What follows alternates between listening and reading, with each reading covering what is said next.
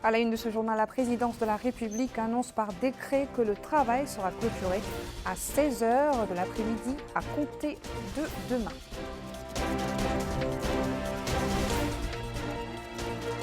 Plus de 200 compatriotes regagnent le pays via le Sénégal est placé par la Commission des moyens et de la logistique dans ces lieux de confinement à Rosso et à Nouakchott.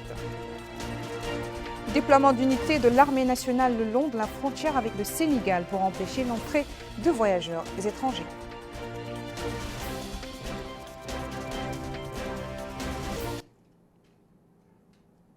Voilà pour les titres. Bonsoir à tous et merci de vous joindre à nous. Nous ouvrons ce journal par le courrier du président de la République. Mohamed Cheikh El Ghazouani a adressé un message de félicitations à son homologue pakistanais Arif El Alaoui, président de la République islamique du Pakistan, à l'occasion de la fête nationale de son pays. Voilà, je vous le disais en titre, à partir de demain, lundi 23 mars 2020, le travail sera clôturé à 16h. C'est ce qui ressort d'un communiqué présidentiel, d'un décret présidentiel rendu public aujourd'hui. Donc, cette mesure a pour but, selon le décret, de permettre aux employés du secteur public et privé de s'adapter aux dispositions préventives contre le coronavirus. De plus en plus de Mauritaniens retenus à l'étranger tentent de regagner le pays par les voies terrestres. 219 de nos compatriotes ont bénéficié d'une réouverture momentanée de notre frontière avec le Sénégal au niveau de Rosso pour rentrer au pays. Accueillis à la frontière par les membres de la commission chargée des moyens et de la logistique. 70 parmi eux ont été confinés à Rosso pour la période réglementaire de 14 jours et les autres ont été acheminés à Nouakchott et repartis dans les lieux de confinement. Abdelrahman Hamdana. Une nouvelle vague de nos compatriotes de retour du Sénégal et des pays subsahariens est entrée aujourd'hui du point d'accès frontalier du Rosso. Une partie de ces compatriotes a été confinée à Rosso et pour des raisons de capacité d'accueil, les autres ont été transportés à Nouakchott. Le retour de ces compatriotes intervient suite à la décision prise par les autorités publiques relative à la fermeture des frontières dans le cadre d'une gamme de mesures préventives pour protéger notre pays contre le coronavirus. À leur arrivée à Nouakchott, ces rapatriés ont été accueillis par le sous-comité interministériel chargé de logistique et de confinement, l'un des sous-comités relevant du comité interministériel chargé de la lutte contre le coronavirus, présidé par le Premier ministre. Aujourd'hui, nous venons d'accueillir nos compatriotes qui viennent du Sénégal et d'autres pays de l'Afrique subsaharienne qui ont souhaité rentrer au pays. Et plus de 200 sont arrivés à Rosso à titre exceptionnel après que ce point de passage soit fermé.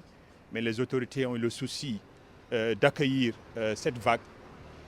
Une partie de cette vague, environ 70, est accueillie et confinée à Rosso en tenant compte des capacités et des possibilités d'accueil à ce niveau-là. Le reste de nos compatriotes ont été accueillis ici dans différents hôtels.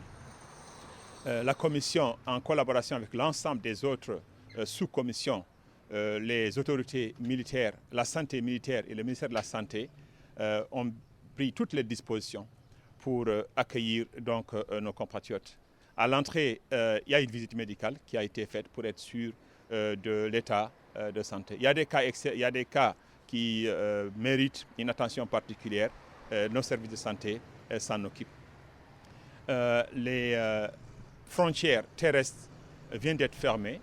Nous anticipons que la possibilité de pouvoir couper la route à la transmission du virus peut être au maximum dans le cadre de ce travail. Nous lançons un appel, encore une fois, à l'ensemble de nos compatriotes de respecter les instructions des autorités. Ce n'est pas de gaieté de cœur qu'une autorité demande à la population de rester chez elle, d'arrêter des activités très tôt dans la journée. C'est extrêmement important.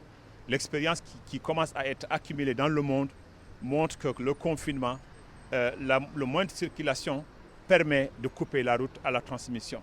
Et notre devoir aujourd'hui, compte tenu du niveau de cas que nous avons, assez faible, alhamdulillah, c'est de l'intérêt de tout le monde qu'on fasse qu'on prenne toutes les dispositions pour couper la route à la transmission. Le confinement de ces contingents se fait dans des hôtels de marque et toutes les conditions logistiques ont été fournies pour assurer le confort des confinés. Un comité de contrôle de santé veille à leur état de santé et effectue des analyses régulières durant la période du confinement. Le membre de ce comité, Dr Sidi Ould Mohamed Mahmoud, a affirmé que jusqu'à présent, il n'y a pas de cas suspects ni d'évolution de symptômes de cette maladie, ni évolution de symptômes de COVID-19. Le confinement de ces rapatriés fait partie d'une série de mesures préventives prises par les autorités publiques contre la propagation du coronavirus. Ces mesures englobent également la fermeture des frontières, l'instauration de couvre-feu ou encore la suspension des cours. Après les établissements primaires, secondaires et universitaires, c'est au tour des mahadras d'arrêter les cours.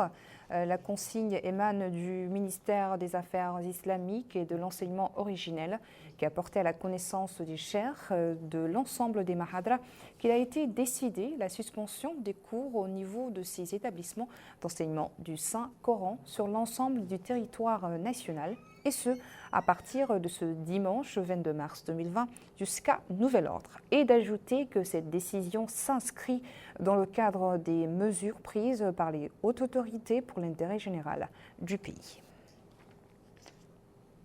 Les autorités administratives du PRACNA sur le qui-vive pour empêcher la propagation du virus corona. Le Wali Moussaïd du PRACNA Salimou Taleb Abdrahman a entamé une campagne de sensibilisation des populations de Bogué, Bagne et Bababé, axée sur les mesures préventives contre la pandémie comme le lavage des mains au savon, l'interdiction des rassemblements et le contact rapide avec les services de santé en cas de suspect. En cas suspect, les populations ont été exhortées à appliquer strictement les mesures de prévention afin d'éviter l'apparition du fléau dans la wilaya, ainsi qu'au respect du couvre-feu instauré de 18h à 6h du matin. Vous le savez, notre pays a décidé la fermeture de tous les postes frontières, mesure qui a été accompagnée par le déploiement d'unités de l'armée nationale sur le long de la frontière avec le Sénégal afin d'éviter la violation de cette disposition. Mohamed Lamine Bakar. Mouvement de troupes sur cette partie du fleuve Sénégal. Il ne s'agit certes pas de tensions entre les deux pays, mais plutôt des mesures visant à faire interdire les mouvements des personnes entre les deux rives, après que les deux pays, le Sénégal et la Mauritanie, ont convenu de combattre ensemble la propagation du coronavirus à travers la fermeture de leurs frontières respectives. Nous sommes ici, sur cette rive du fleuve Sénégal, dans le cadre des efforts énormes consentis par l'État pour faire face à la pandémie du coronavirus. L'État-major général des armées a donné des instructions claires et fermes destiné à fermer tous les points de passage en exécution de la décision commune entre la Mauritanie et le Sénégal. Nous entreprenons également une campagne de sensibilisation des populations afin qu'elles comprennent le danger de ces fléaux, ses voies de transmission et les mesures de prévention. Je félicite ici les populations pour leur contribution car le rôle des citoyens est important dans cette opération. Les instructions émanant des hautes autorités sont appliquées à la règle ici, à l'encontre de toute personne suspecte par ces soldats juchés parfois sur ces arbres. La logistique militaire nécessaire à une telle opération a été mise à la disposition de ces unités, prêtes à mettre la main basse sur tout ce qui passe et repasse dans cette zone où l'activité humaine du fait du coronavirus s'arrêtera, on ne sait pour combien de jours. Où l'activité humaine du fait du coronavirus s'arrêtera, on ne sait encore pour combien de jours. Nous restons à Rosso, où les populations se réjouissent des mesures préventives prises par les pouvoirs publics. Parmi ces mesures, la fermeture des postes frontières, on en parlait tout à l'heure, en vue de préserver les citoyens contre la propagation du coronavirus. Amina Takana. De par sa position géographique, Rosso est un carrefour où quotidiennement des échanges commerciaux se font entre les populations des deux rives. Mais depuis l'apparition du virus corona, le trafic est au ralenti. Ce citoyen a indiqué à notre micro que Rosso est une ville frontalière, d'où son exposition à cette pandémie mondiale qui se propage très vite. Il profite de notre micro pour féliciter les autorités pour leurs récentes mesures préventives prises et appliquées sur toute l'étendue du territoire national. Cet autre Rossosois nous a confié que mieux vaut prévenir que guérir. Il appelait les citoyens à faire preuve de civisme et de citoyenneté pour faciliter la tâche aux autorités. Nous appelons les citoyens venant de l'étranger d'être animés par un sentiment de patriotisme, a indiqué cet homme. À Rosso, les restaurants et les lieux de commerce ont fermé leurs portes. Seul le grand marché de la ville est ouvert.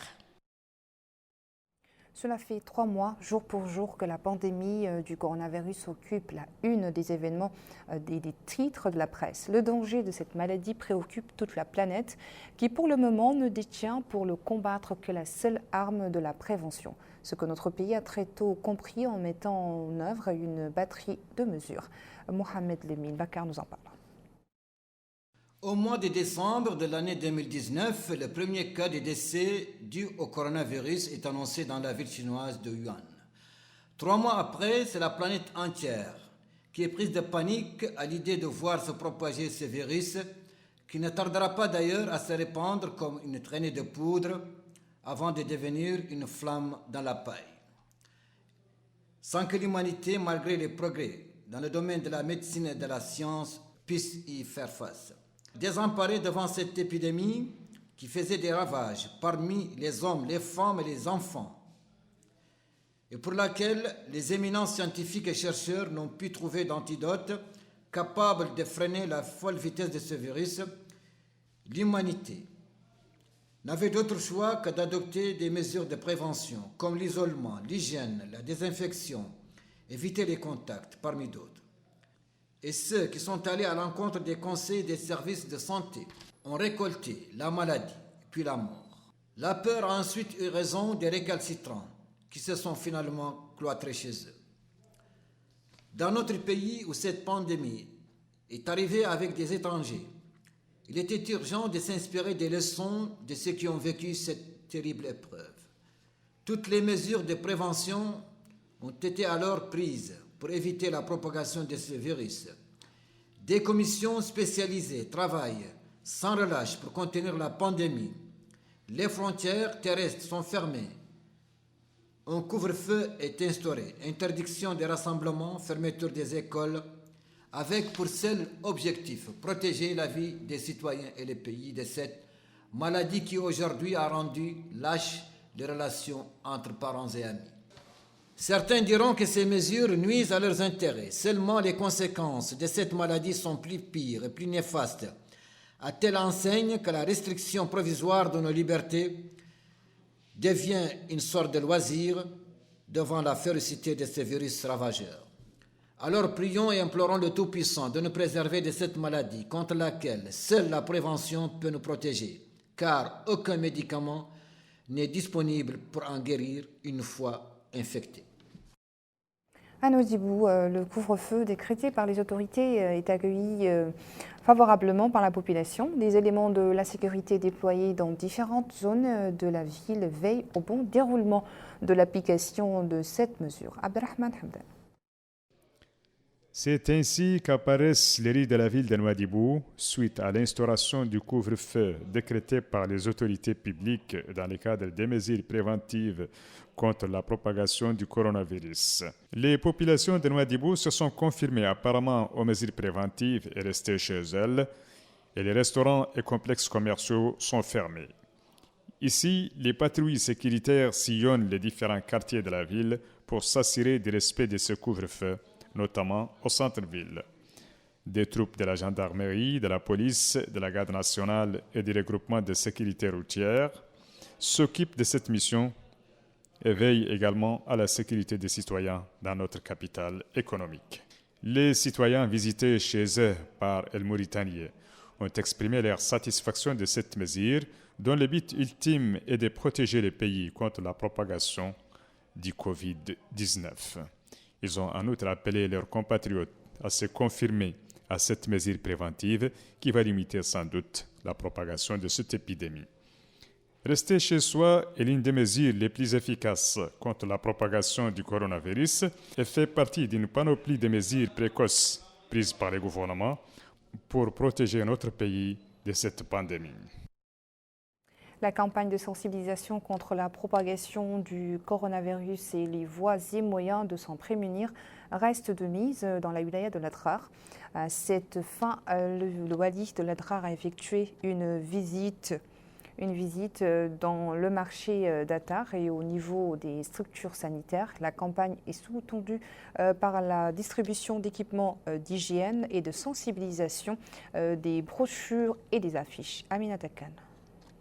Cette visite d'inspection des marchés de la ville d'Attar, capitale de la wilaya de l'Adrar, entre dans le cadre des efforts pris par le gouvernement pour faire respecter les mesures préventives pour lutter contre le virus corona. Et c'est le wali en personne qui supervise la sensibilisation. Il est accompagné au cours de cette visite par plusieurs associations de jeunes et les autorités administratives et communales.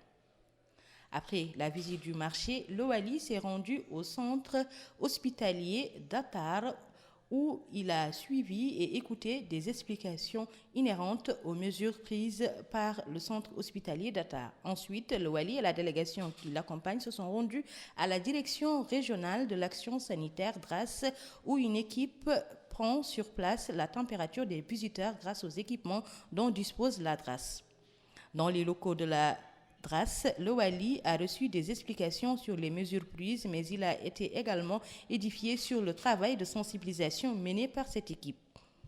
Enfin, à la place de l'Indépendance, la commune d'Attar a organisé une journée de sensibilisation en collaboration avec des associations des jeunes et de la société civile de la ville.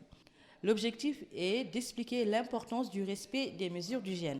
Sur place, le wali de la wilaya de l'Adrar, Jagana Mohamed Ouagui, a indiqué que les citoyens ont un rôle important à jouer dans cette présente campagne de sensibilisation. Mais il a également exhorté les populations d'Attar au respect des mesures de précaution et d'hygiène.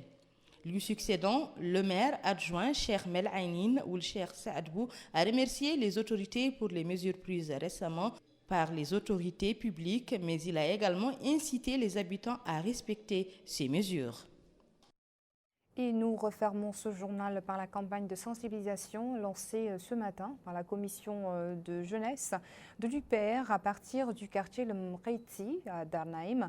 Des produits d'hygiène, des désinfectants ainsi que des dépliants expliquant les dangers de la maladie du coronavirus et les moyens de prévention ont été distribués aux habitants de ce quartier.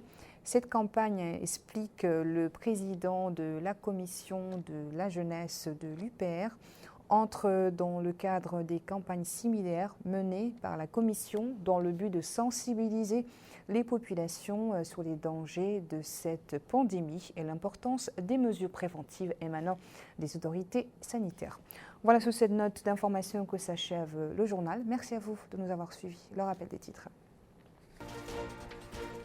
La présidence de la République annonce par décret que le travail sera clôturé à 16h à compter de demain.